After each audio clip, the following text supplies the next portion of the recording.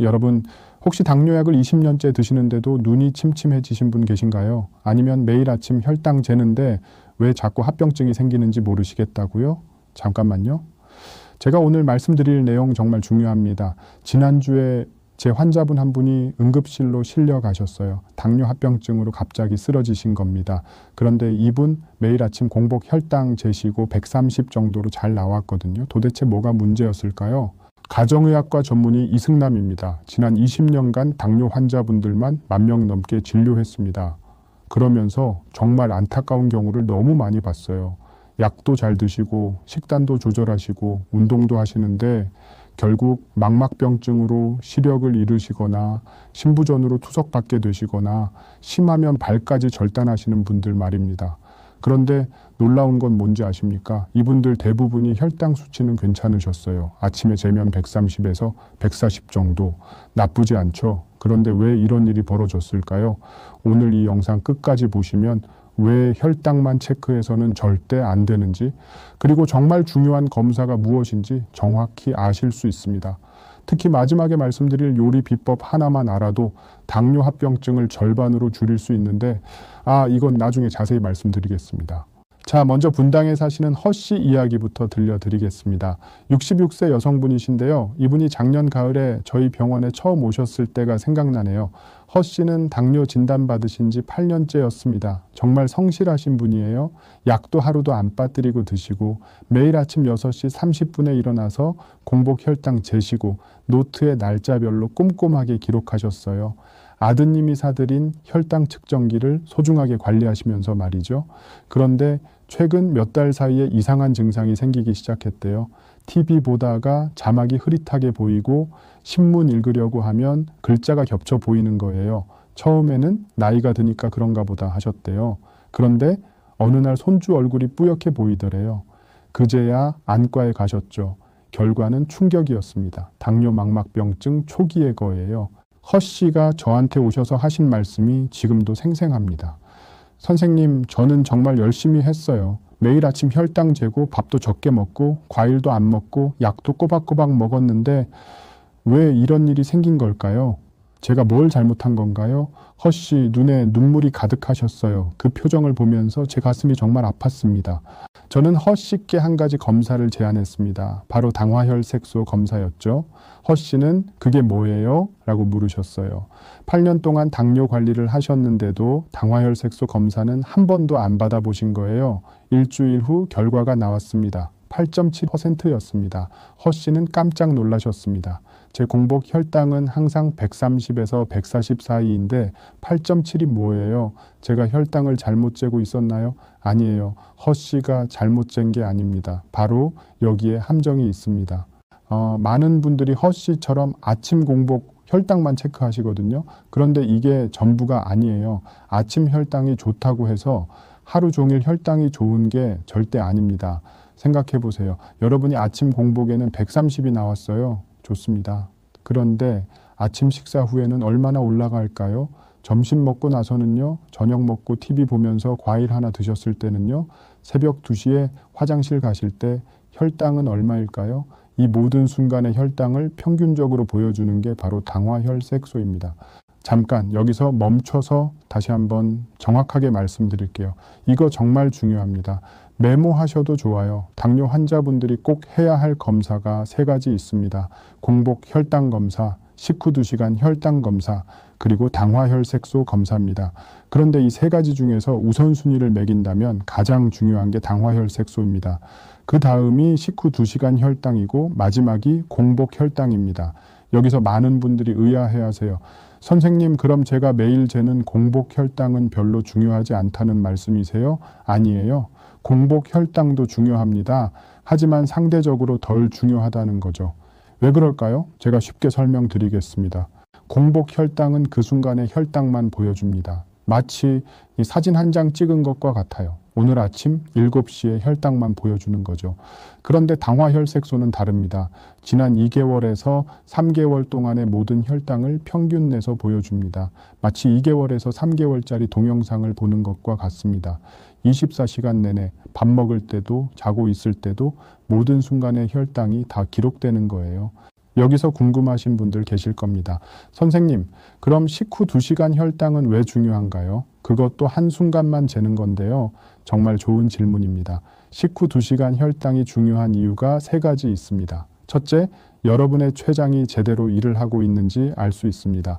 음식을 먹으면 혈당이 올라가죠? 그러면 췌장에서 인슐린이라는 호르몬이 나와서 혈당을 낮춰야 합니다. 그런데 당뇨가 있으면 인슐린이 제대로 안 나오거나 나와도 효과가 없어요. 식후 2시간 혈당을 보면 췌장이 제대로 일하는지 아니면 완전히 지쳐 있는지 알 수 있습니다. 만약 식후 2시간에도 혈당이 계속 높게 나온다면 췌장이 거의 기능을 못하고 있다는 신호예요. 둘째, 여러분이 먹은 음식이 혈당에 어떤 영향을 주는지 알 수 있습니다. 재미있는 사실 하나 알려드릴게요. 똑같은 밥 한 공기를 먹어도 사람마다 혈당이 다르게 올라갑니다.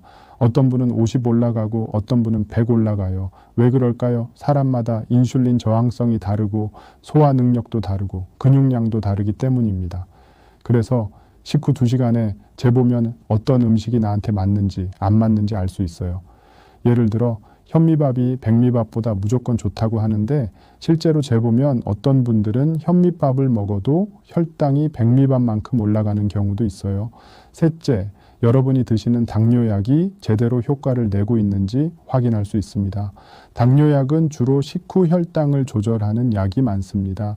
그래서 식후 2시간에 재봐야 약이 제대로 듣고 있는지 알 수 있죠. 만약 약을 먹는데도 식후 혈당이 계속 높다면 약을 바꾸거나 용량을 조절해야 합니다. 그럼 공복 혈당은 왜 재는 걸까요? 공복 혈당도 중요합니다. 왜냐하면 저혈당을 막기 위해서죠. 당뇨약을 드시면 가끔 혈당이 너무 떨어지는 경우가 있어요. 특히 자는 동안에 저혈당이 오면 정말 위험합니다. 심하면 의식을 잃을 수도 있거든요. 그래서 아침에 공복 혈당을 재보면 밤사이에 저혈당이 왔는지 알 수 있습니다. 만약 공복 혈당이 70 미만으로 자주 나온다면 당뇨약 용량을 줄여야 해요. 또 하나, 공복 혈당이 계속 높게 나온다면 이것도 문제입니다. 특히 새벽에 관해서 포도당을 많이 만들어내는 현상이 있는데 이걸 새벽 현상이라고 불러요. 이런 경우에는 저녁 약을 조절해야 합니다. 그래서 3가지 검사가 다 필요한데 그중에서도 당화혈색소가 가장 중요합니다. 아까 말씀드린 허씨 기억나시죠? 공복 혈당은 130에서 140으로 괜찮았는데 당화혈색소가 8.7%였던 분 말입니다. 제가 허씨께 여쭈어봤습니다. 식사는 하루 몇 끼 드세요? 3끼 다 먹어요. 아침, 점심, 저녁 거르지 않아요. 식사량은 어떠세요? 밥은 반 공기만 먹어요. 선생님이 탄수화물 줄이라고 하셔서요. 그럼 간식은요? 허씨가 잠시 머뭇거리시더니 말씀하셨습니다. 아, 그게 저녁 먹고 나서 드라마 보는데 심심해서 과일 좀 먹어요. 사과 반 개나 귤 2-3개 정도요. 과일은 괜찮다고 해서 또 뭐 드시는 거 있으세요? 주말에 손주들이 오면 같이 치킨이나 피자 먹어요. 손주들이 좋아하니까요. 근데 저는 조금만 먹어요. 떡이나 빵은요? 아, 교회 가면 떡 나눠주실 때 있잖아요. 그것도 조금만 먹고요. 그리고 아들이 빵 사다 주면 아침에 하나 먹기도 해요. 바로 이겁니다. 허씨는 공복 혈당만 재시니까 아침에는 괜찮게 나온 거예요. 하지만 저녁 과일, 주말 치킨, 교회 떡, 아침빵 이런 것들을 먹을 때마다 혈당이 확 올라갔다가 내려갔다가 하는 걸 당화혈색소가 다 기록하고 있었던 겁니다. 제가 허씨께 이렇게 설명드렸어요. 공복 혈당은 사진입니다. 아침 7시라는 한순간만 찍은 거예요. 근데 당화혈색소는 CCTV예요. 24시간 내내 2개월 동안 모든 순간을 다 기록하고 있어요. 허씨가 깜짝 놀라시면서 그럼 제가 몰래 먹은 것도 다 들켰다는 말씀이세요? 라고 하시더라고요. 맞습니다. 당화혈색소는 거짓말을 하지 않아요. 자, 그럼 당화혈색소가 정확히 뭔지 설명드리겠습니다. 우리 피 속에는 적혈구라는 게 있습니다. 이 적혈구가 온몸을 돌아다니면서 산소를 운반하죠. 그런데 이 적혈구 안에 혈색소라는 게 들어있어요. 이 혈색소가 바로 산소를 나르는 택배 기사라고 생각하시면 됩니다. 그런데 이 혈색소가 피 속에 떠다니는 포도당을 만나면 어떻게 될까요? 서로 달라붙습니다. 이렇게 혈색소에 포도당이 달라붙은 걸 당화혈색소라고 부릅니다. 쉽게 말씀드리면요, 혈색소가 설탕물에 절여진 상태라고 생각하시면 됩니다. 혈당이 높으면 높을수록 더 많이 절여지겠죠. 혈당이 200인 사람과 100인 사람을 비교하면 200인 사람의 혈색소가 훨씬 더 많이 절여집니다. 그런데 가장 중요한 사실이 있습니다. 적혈구의 수명이 얼마나 될까요? 약 2개월에서 3개월입니다. 적혈구가 태어나서 죽을 때까지 2개월에서 3개월 동안 피 속을 돌아다녀요. 그동안 계속 포도당과 만나면서 점점 더 절여집니다. 그래서 당화혈색소를 재면 지난 2개월에서 3개월 동안 평균적으로 혈당이 얼마나 높았는지 알 수 있는 거예요. 여러분, 이게 얼마나 중요한지 아십니까? 제가 충격적인 연구 결과 하나 말씀드리겠습니다. 영국에서 20년 동안 진행된 아주 유명한 연구가 있습니다. 영국의 당뇨병 전향 연구라고 하는데요. 이 연구에는 5,000명이 넘는 당뇨 환자가 참여했습니다. 이 연구에서 밝혀진 놀라운 사실이 있습니다. 당화혈색소가 1%만 떨어져도 당뇨 합병증이 30%에서 50%까지 줄어든다는 겁니다. 한 번 더 말씀드립니다. 딱 1%만 떨어져도 합병증이 거의 절반으로 줄어듭니다.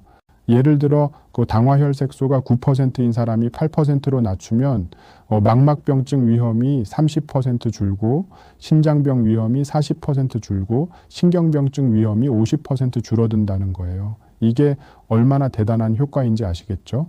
그럼 당화혈색소 수치가 얼마면 좋을까요?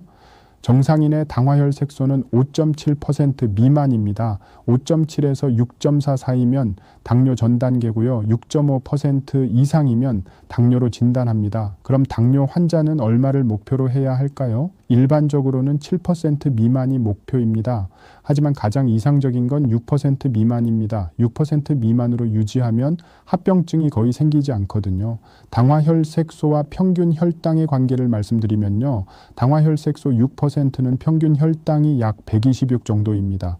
7%는 154, 8%는 183 정도라고 보시면 됩니다. 근데 여기서 재밌는 게 뭔지 아세요? 당화혈색소가 1% 올라가면 평균 혈당이 약 28에서 35 정도 올라갑니다. 거꾸로 1% 떨어뜨리면 평균 혈당이 30 정도 떨어지는 거죠. 자, 그럼 이제 가장 중요한 얘기를 해드리겠습니다. 왜 당화혈색소가 높으면 안 되는지 말이죠. 성남시에 사시는 70세 장 씨 경우를 말씀드리겠습니다. 이분은 당뇨 15년 차셨는데 처음 오셨을 때 당화혈색소가 9.5%였어요. 장 씨는 좀 높긴 하네요 정도로만 생각하셨대요. 약 먹으면 되는 거 아니냐고 하시더라고요. 그런데 1년 후에 다시 오셨을 때 신장 기능 검사 수치가 떨어지기 시작했습니다. 크레아티닌이라는 수치가 1.2에서 1.8로 올라갔어요.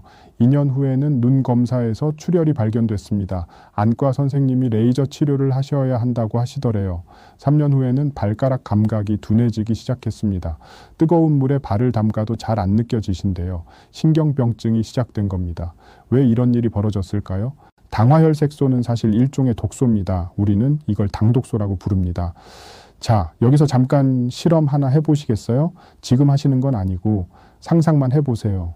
여러분, 엿이나 사탕 드신 적 있으시죠? 그게 손에 묻으면 어떻게 됩니까? 끈끈하게 달라붙어서 잘 안 씻겨지죠? 옷에 묻으면 더 심합니다. 세탁기에 돌려도 잘 안 빠져요. 당독소가 바로 그렇습니다. 여러분의 세포에 끈끈하게 달라붙어서 세포를 망가뜨립니다. 그리고 한 번 달라붙으면 절대 안 떨어져요.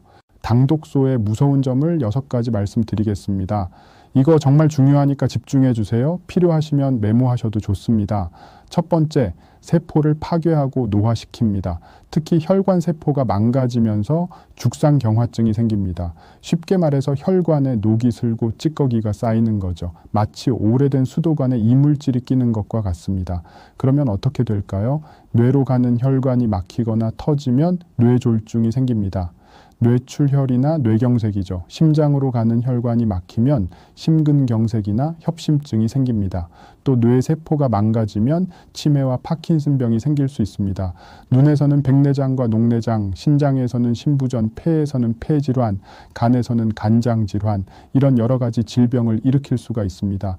두 번째, 활성산소를 엄청나게 증가시킵니다. 활성산소라는 말 들어보셨죠? 우리 몸을 녹슬게 만드는 물질입니다. 당독소는 이 활성산소를 폭발적으로 만들어냅니다. 활성산소가 많아지면 세포와 염색체가 변형됩니다. 이게 계속되면 어떻게 될까요? 세포가 암세포로 변할 수 있습니다. 실제로 당뇨 환자분들이 암 발생률이 일반인보다 높습니다. 췌장암은 2배, 간암은 1.5배, 대장암은 1.3배 높아요. 바로 당독소와 활성산소 때문입니다. 세 번째, 면역력을 떨어뜨립니다. 당독소가 우리 몸의 면역세포를 망가뜨립니다. 그러면 감기도 자주 걸리고 편도선염도 자주 생기고 상처도 잘 안 났습니다. 제 환자분 중에 일산에 사시는 문 씨라는 분이 계셨어요. 65세 남성분인데 발톱 깎다가 옆에 작은 상처가 났어요. 보통은 일주일이면 낫는 상처인데 이분은 3개월이 지나도 안 나으시더라고요.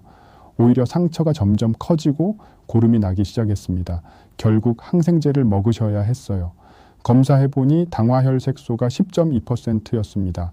네 번째, 비만을 유발합니다. 당독소가 지방세포를 크게 만듭니다. 지방세포가 커지면 거기서 염증 물질이 나와요. 이게 온몸을 돌아다니면서 또 다른 질병을 만듭니다. 더 무서운 건 식욕 억제 호르몬인 렙틴 호르몬이 제대로 작동을 안 한다는 겁니다. 정상적으로는 배가 부르면 렙틴 호르몬이 나와서 이제 그만 먹어 라고 신호를 보냅니다. 그런데 당독소와 비만이 있으면 렙틴 저항성이 생겨요. 렙틴이 아무리 신호를 보내도 뇌가 못 받는 겁니다. 그래서 비만인 분들이 살 빼기가 더 힘든 거예요. 먹어도 배고프니까요. 악순환이죠. 다섯 번째, 장 건강을 망칩니다. 우리 장 속에는 100조가 넘는 세균이 살고 있습니다. 이 중에 좋은 균도 있고 나쁜 균도 있어요. 당독소는 좋은 균은 줄이고 나쁜 균은 늘립니다. 그러면 장에 염증이 생기고 장벽에 구멍이 뚫리는 장 누수 증후군도 생길 수 있어요. 장이 망가지면 면역력이 더 떨어집니다. 우리 몸 면역세포의 70%가 장에 있거든요. 장이 건강해야 면역력이 좋아지는데 당독소가 이걸 다 망쳐놓는 겁니다. 여섯 번째, 췌장을 파괴합니다. 췌장에서 인슐린을 만드는 베타세포라는 게 있습니다. 당독소는 이 베타세포를 직접 공격해서 죽입니다. 그러면 어떻게 될까요? 인슐린이 더 안 나오게 되고 당뇨가 더 악화됩니다. 당뇨가 없던 사람도 당뇨가 생길 수 있어요. 악순환의 악순환이죠. 자, 여기까지 들으시니까 어떠세요? 정말 무섭죠? 근데 더 충격적인 사실이 하나 있습니다. 당독소는 우리 몸 안에서만 만들어지는 게 아니에요. 우리가 먹는 음식에서도 엄청나게 많이 만들어집니다. 오히려 음식에서 만들어지는 당독소가 몸 안에서 만들어지는 것보다 훨씬 더 많아요. 68세 정 씨 이야기를 해드리겠습니다. 정 씨는 당화혈색소가 6.8%로 그럭저럭 관리가 되고 계셨어요. 약도 잘 드시고 운동도 하시고 열심히 하셨거든요. 그런데 6개월 후에 다시 오셨을 때 놀라운 일이 벌어졌습니다. 당화혈색소가 89%로 확 올라 있었어요. 어떻게 된 거예요? 약은 잘 드셨어요? 네, 하루도 안 빠뜨리고 먹었어요. 알람 맞춰놓고 꼬박꼬박 먹었습니다. 운동은요, 매일 아침 30분씩 걸었어요. 그럼 식사는요, 밥은 아주 조금만 먹었어요. 대신에 바로 여기서 문제가 드러났습니다. 정 씨는 탄수화물을 줄이는 대신 고기를 많이 드셨대요. 그것도 주로 구워서요. TV에서 탄수화물이 나쁘고 단백질이 좋다고 해서요. 그래서 삼겹살 구이, 닭고기 구이, 생선 구이 거의 매일 구운 고기를 먹었어요. 왜 구워 드셨어요? 고기는 혈당 안 올리잖아요. 그래서 마음껏 먹어도 된다고 생각했어요. 게다가 구우면 맛도 있고요. 여러분, 여기에 엄청난 함정이 있습니다. 고기는 혈당을 직접 올리지 않습니다. 맞아요. 그런데 조리 방법에 따라서 당독소가 엄청나게 많이 생깁니다. 제가 구체적인 숫자로 말씀드리겠습니다. 미국 마운트 시나이 의과대학의 헬렌 블라사토스 교수 연구팀이 발표한 논문이 있습니다. 이 논문은 식품의학 분야에서 아주 유명한 연구입니다. 달걀을 예로 들어볼까요? 삶은 달걀의 당독소 수치는 90입니다. 그런데 같은 달걀을 기름에 프라이하면 당독소가 얼마나 될까요? 무려 2700입니다. 30배가 올라가는 거예요. 닭고기는 어떨까요? 삶은 닭고기의 당독소는 1000 정도입니다. 그런데 튀긴 닭고기는 6600입니다. 거의 7배 가까이 올라가는 거예요. 프라이드 치킨 좋아하시죠? 그거 한 조각 드실 때마다 당독소가 폭발적으로 올라갑니다. 소고기는요? 삶은 소고기는 당독소가 800 정도인데 구운 소고기는 5400입니다. 무려 거의 7배입니다. 자, 여기서 공통점이 뭔지 아시겠어요? 노릇노릇하고 고소한 맛이 나는 요리일수록 당독소가 높습니다. 우리가 갈색화 반응 또는 마이야르 반응이라고 부르는 건데요. 이 반응이 일어날 때 당독소가 폭발적으로 증가합니다. 생각해 보세요. 빵 굽을 때 노릇노릇해지죠. 삼겹살 구울 때 겉이 바삭바삭해지죠. 커피 볶을 때 갈색으로 변하죠. 다 갈색화 반응입니다. 그리고 이때 당독소가 엄청나게 만들어집니다. 그럼 어떻게 요리해야 할까요? 여기서 제가 실용적인 방법을 알려드리겠습니다. 특히 네 번째로 말씀드릴 식초 활용법은 정말 효과가 좋으니까 꼭 기억하세요. 이거 하나만 알아도 당독소를 20%까지 줄일 수 있습니다. 첫 번째, 요리 방법을 바꾸는 겁니다. 볶기, 굽기, 튀기기 대신에 삶거나 찌는 방법을 쓰세요. 고온에서 수분 없이 요리하면 당독소가 확 올라갑니다. 예를 들어 닭가슴살을 드실 때 에어프라이어에 구워 드시지 마시고 삶아서 드세요. 삼겹살도 구워 드시지 마시고 수육으로 드시는 게 훨씬 좋습니다. 그럼 맛이 없잖아요. 그렇게 먹으면 고문이에요. 많은 분들이 이렇게 말씀하십니다. 걱정 마세요. 양념을 잘하면 충분히 맛있게 드실 수 있습니다. 삶은 닭가슴살에 마늘, 생강, 양파, 파를 넣고 삶으면 냄새도 안 나고 맛도 좋아요. 거기에 간장 소스나 겨자 소스를 곁들이면 정말 맛있습니다. 수육도 마찬가지예요. 된장에 찍어 드시거나 새우젓에 찍어 드시면 구운 삼겹살 못지않게 맛있어요. 두 번째, 설탕 첨가를 최대한 줄이세요. 요리할 때 설탕이나 물엿을 넣으면 당독소가 더 올라갑니다. 특히 고기를 재울 때 설탕을 많이 넣으시는데 이게 정말 안 좋아요. 대신 천연 조미료를 사용하세요. 다시마 육수, 멸치 육수, 표고버섯 육수 같은 거요. 이런 걸로 간을 하면 설탕 없이도 충분히 맛있게 요리할 수 있습니다. 과일즙도 좋은 대안입니다. 배즙이나 사과즙을 조금 넣으면 고기가 부드러워지면서도 단맛이 나거든요. 세 번째, 가공식품 대신 자연식품을 드세요. 햄, 소시지, 베이컨 이런 가공식품에는 당분도 많고 식품 첨가물도 많이 들어 있습니다. 이게 다 당독소를 올립니다. 편의점에서 파는 도시락도 마찬가지예요. 보관을 오래 하기 위해서 설탕을 많이 넣거든요. 그래서 당독소가 높아요. 좀 번거로워도 신선한 고기나 생선을 사서 집에서 직접 요리하세요. 건강을 생각하면 이 정도 수고는 당연히 해야 합니다. 네 번째, 이제 제가 특별한 비법 하나 알려드리겠습니다. 이거 정말 효과 좋으니까 오늘 저녁부터 바로 실천해 보세요. 요리가 끝난 다음에 식초를 티스푼으로 한두 스푼 넣어 보세요. 그러면 당독소가 10%에서 20%까지 줄어듭니다. 이건 정말 간단하면서도 효과적인 방법입니다. 식초의 산성 성분이 당독소 생성을 억제하거든요. 예를 들어 닭가슴살 삶으실 때 마지막에 식초를 한 스푼 넣으세요. 생선찌개 끓이실 때도 마지막에 식초 한 스푼 넣으시고요. 맛도 개운해지고 당독소도 줄어듭니다. 일석이조죠. 무침 요리할 때도 식초를 넣으면 좋아요. 특히 무생채, 오이 무침, 미역초 무침 이런 거 할 때 식초를 넉넉히 넣으세요. 다섯 번째, 기름 종류를 바꾸세요. 포화지방이 많은 기름은 당독소를 올립니다. 돼지기름, 소기름, 버터, 파뮤 이런 것들이요. 대신 불포화지방이 많은 기름을 쓰세요. 올리브유, 아보카도유, 들기름, 카놀라유 이런 것들이 좋습니다. 등푸른 생선도 좋습니다. 고등어, 꽁치, 삼치 이런 생선들은 오메가3 지방산이 풍부해서 오히려 당독소를 줄여줍니다. 일주일에 두세 번은 생선을 드세요. 여섯 번째, 체중 관리를 하세요.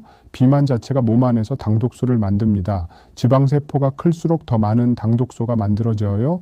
그래서 운동하고 식단 조절해서 적정 체중을 유지하는 게 정말 중요합니다. 목표는 BMI 23 이하입니다. 운동은 걷기만 해도 충분해요. 하루 30분에서 40분씩 빠르게 걸으세요.